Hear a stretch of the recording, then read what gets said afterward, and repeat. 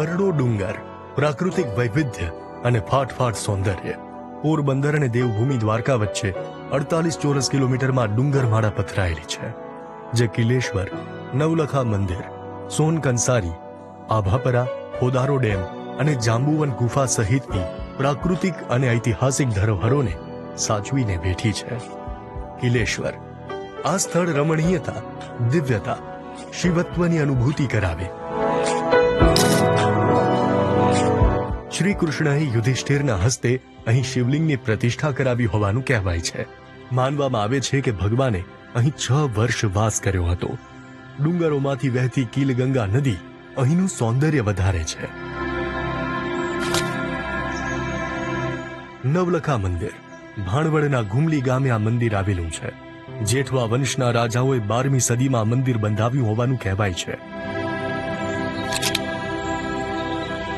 આ મંદિર ગુજરાતનું સૌથી પ્રાચીન સૂર્ય મંદિર છે.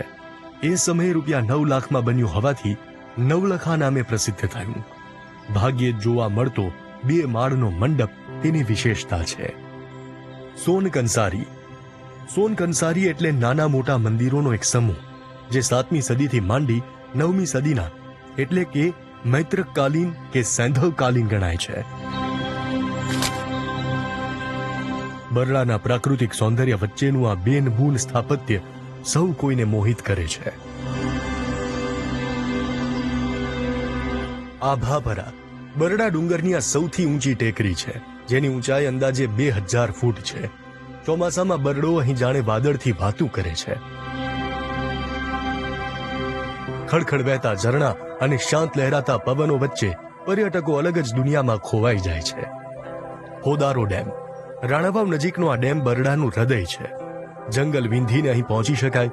અહીં ચોમેર પથરાયેલા સૌંદર્યને માણવાનો એક લાવો છે. જાંબુવન ગુફા.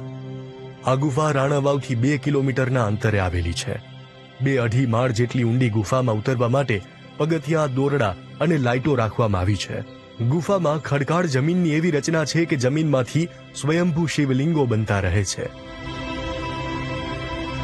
5000 વર્ષ પહેલા ભગવાન શ્રી કૃષ્ણએ અહીં જાંબુવાન સાથે યુદ્ધ કર્યું હોવાનું અને જાંબુવતી પટરાણી સાથે લગ્ન કર્યા હોવાનું કહેવાય છે.